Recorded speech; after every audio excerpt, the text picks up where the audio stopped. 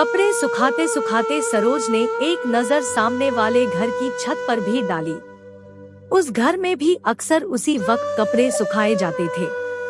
हालांकि उस घर में रहने वाली महिला से सरोज की अधिक जान पहचान नहीं थी, फिर भी कपड़े सुखाते सुखाते रोजाना होने वाले वार्तालाप से ही आपसी दुख सुख की बातें हो जाती थी। बातों ही बातों में सरोज को पता चला कि उस महिला का नाम प्रिया है और उसके पति का नाम प्रकाश। प्रकाश जी एक बैंक ऑफिसर थे तथा घर के पास ही एक बैंक में कार्यरत थे। प्रकाश एवं प्रिया की एक छोटी बेटी थी पाखी। छोटा सा खुशहाल परिवार था। छुट्टी के दिन वे अक्सर घूमने जाते थे। प्रकाश जी बहुत ही सुंदर एवं हंसमुख स्वभाव के थे। यह सरोज को भी नजर आता था, पर प्रिया स्वयं भी सदा उनकी तारीफों के पुल बांधा करती थी। देखिए न भाभी जी, आज ये फिर मेरे लिए नई साड़ी ले आए। मैंने तो मना किया था पर माने ही नहीं। मेरा बहुत ख्याल रखते हैं ये, एक दिन प्रिया ने बड़े ही गर्व से बताया। अच्छी बात है। सच में तुम्हें इतना हैंडसम, काबिल और प्यार करने वाला पति मिला है, कह सरोज ने मन ही मन सोचा। काश दुनिया में सभी विवाहित जोड़े इसी प्रकार खुश रहते तो कितना अच्छा होता। एक आदर्श पति पत्नी है दोनों। सरोज और प्रिया की बातचीत का मुद्दा अक्सर उनका घर परिवार ही हुआ करता था, जिसमें भी प्रिया की 80% बातें प्रकाश जी की प्रशंसा और प्यार से जुड़ी होती थी। एक दिन प्रिया ने सरोज से कहा, भाभी जी, मेरे पापा की तबीयत बहुत खराब है। अब मुझे कुछ दिन उनके पास जाना होगा। मन तो नहीं मानता कि प्रकाश को अकेले छोड़कर जाऊं, पर क्या करूं, मजबूरी है। प्लीज आप थोड़ा इनका ध्यान रखिएगा।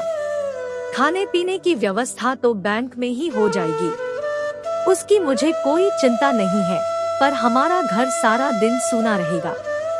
आप आते जाते एक नजर इधर भी डाल लिया करना, ठीक है? तुम बेफिक्र होकर जाओ, सरोज ने कहा। और फिर प्रिया के जाने के बाद वह एक पड़ोसिन की जिम्मेदारी निभाते हुए आते जाते एक नजर उनके घर पर भी डाल लेती थी। इन दिनों प्रकाश जी को बैंक में वर्कलोड ज्यादा था, इसलिए वे काम में काफी व्यस्त रहते थे। सरोज से उनकी मुलाकात नहीं हो पाती थी। प्रिया को गए 15 दिन से ऊपर हो गए थे, परंतु वह अभी तक लौटी नहीं थी। प्रकाश जी भी दिखाई नहीं देते थे। सरोज को चिंता होने लगी थी कि कहीं उसके पिताजी की तबीयत ज्यादा खराब तो नहीं हो गई। पूछे तो किससे? रात के 11 बजे थे। सरोज अपने घर के मेन गेट पर ताला लगाने के लिए बाहर आई तो सामने वाले घर के आगे प्रकाश जी की गाड़ी रुकती दिखी। गाड़ी का दरवाजा खुला और उसमें से एक महिला भी प्रकाश जी के साथ उतरी। अरे, लगता है प्रिया आ गई। सरोज चहकी और आवाज देने ही वाली थी कि उस महिला की वेशभूषा और शारीरिक गठन देखकर रुक गई। नहीं नहीं, यह प्रिया नहीं लगती। प्रिया कभी जीन्स टॉप नहीं पहनती और न ही वह इतनी दुबली पतली है। बालों का स्टाइल भी प्रिया से बिल्कुल अलग है। यह प्रिया नहीं कोई और है, सोचकर सरोज दरवाजे की ओट में छिपकर खड़ी हो गई। उसने देखा कि प्रकाश जी ने उस महिला को घर के अंदर चलने का इशारा किया और फिर दोनों घर के अंदर चले गए।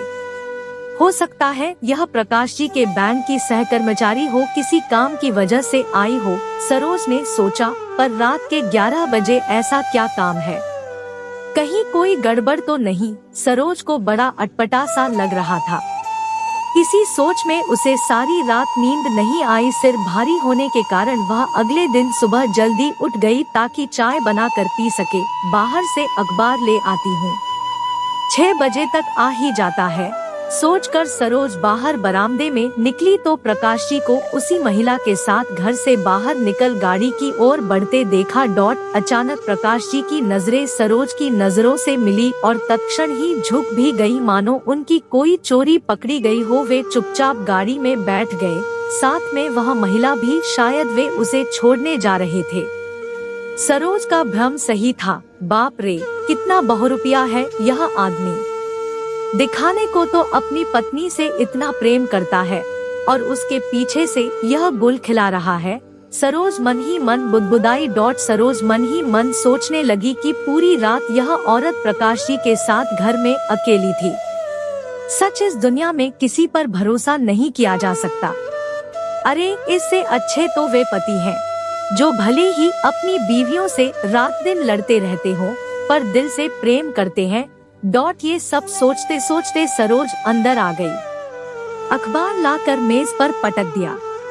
अब न तो उसकी रुचि अखबार पढ़ने में रही थी और न ही चाय पीने की इच्छा रही थी। वह चादर ओढ़कर पलंग पर लेट गई और फिर प्रिया के बारे में सोचने लगी। कितनी मासूम है प्रिया, बेचारी जाते जाते भी अपने पति की चिंता कर रही थी कि इतने दिन अकेले कैसे रहेंगे। पर यहाँ तो अलग ही मंजर है। लगता है प्रकाश जी तो इसी दिन का इंतजार कर रहे थे। आने दो प्रिया को, यदि इन बाबूजी की पोल न खोली तो मेरा नाम भी सरोज नहीं। जब प्रिया इन्हें आड़े हाथों लेगी तब पता चलेगा बच्चू कोडोट सारी मौज मस्ती भूल जाएंगे जनाब। ऐसे पतियों को तो सबक सिखाना ही चाहिए। पत्नियों की तो जरा सी भी गलती इन्हें बर्दाश्त नहीं होती, स्वयं चाहे कुछ भी करें। अरे वाह, यह भी कोई बात हुई मर्द जात की। यह तो सरासर अन्याय है पत्नियों के साथ। यह विश्वासघात है, उन्हें इसका फल मिलना ही चाहिए। सोचते सोचते सरोज को फिर नींद आ गई। रविवार का दिन था। सरोज ने बालों में शैम्पू किया था तथा साथ ही कुछ कपड़े भी धो लिए थे।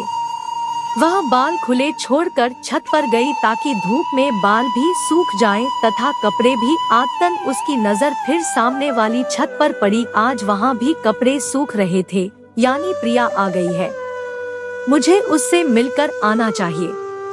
जाकर उसके पिताजी का हालचाल भी पूछ लूं तथा उसके पीछे से उसके पति ने जो कारनामा किया है उसकी भी जानकारी बातों ही बातों में उसे दे दूं ताकि वह आगे से सतर्क रहे। यह सोचकर सरोज प्रिया के घर चल दी। सरोज को प्रिया बाहर ही मिल गई। नया सलवार कुर्ता पहन रखा था तथा हाथ में हैंडबैग था। लगता था कहीं जाने की तैयारी है। प्रिया, कब आई तू? कैसे हैं तुम्हारे पापा? सरोज ने पूछा। आज सुबह ही पापा की तबीयत ठीक है, इसलिए चली आई। स्कूल भी तो मिस हो रहा था पाखी का। इधर इनके फोन पर फोन आ रहे थे कि जल्दी आओ, जल्दी आओ, तुम्हारे बिना मन नहीं लग रहा।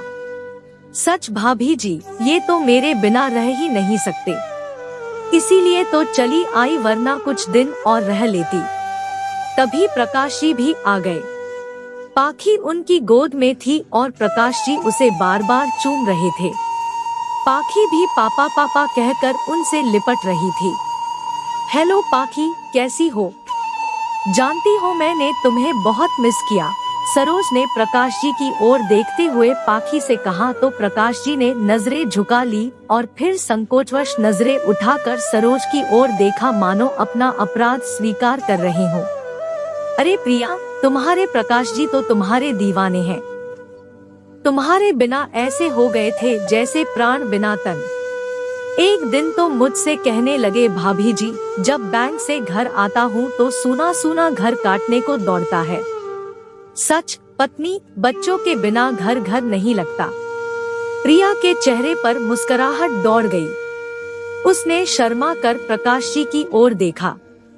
सरोज फिर बोली, अरे मैंने भी बेवक्त तुम लोगों को किन बातों में उलझा दिया। शायद तुम लोग कहीं जा रहे हो। बहुत दिन हो गए प्रकाश जी को अकेले बोर होते हुए। हाँ, मूवी देखने जा रहे हैं। लौटते समय किसी रेस्टोरेंट में पिज्जा खाएंगे। प्रिया और पाखी को बहुत पसंद है, प्रकाश जी ने गाड़ी का दरवाजा खोलते हुए कहा। उनकी आंखों में सरोज के प्रति कृतज्ञता झलक रही थी। प्रिया और पाखी गाड़ी में बैठ गई तथा प्रकाश जी ने गाड़ी स्टार्ट कर दी। आज तो सरोज प्रिया को बिना कुछ कहे घर लौट आई थी, पर अब उसने यह निर्णय भी ले लिया था कि वह प्रिया को उस दिन के बारे में कभी कुछ नहीं बताएगी, क्योंकि उसने महसूस किया कि यदि वह ऐसा करेगी तो यह प्रकाश जी के लिए तो अपमानजनक होगा ही, प्रिया को भी उससे आघात ही पहुंचेगा। सरोज को लगा कि यदि प्रकाश जी की इस तनिक सी बेवफाई पर पर्दा ही पड़ा रहने दिया जाए तो उचित होगा। इस तरह कम से कम पति पत्नी में प्यार का भ्रम बना रहने से एक खुशहाल परिवार तो आबाद रहेगा और शायद भविष्य में प्रकाश जी को भी अपनी भूल व नादानी समझ आ जाए और वे फिर कभी ऐसा न करें, क्योंकि कई बार अपराधी को दंड देने के बजाय माफ करना ज्यादा लाभकारी सिद्ध होता है।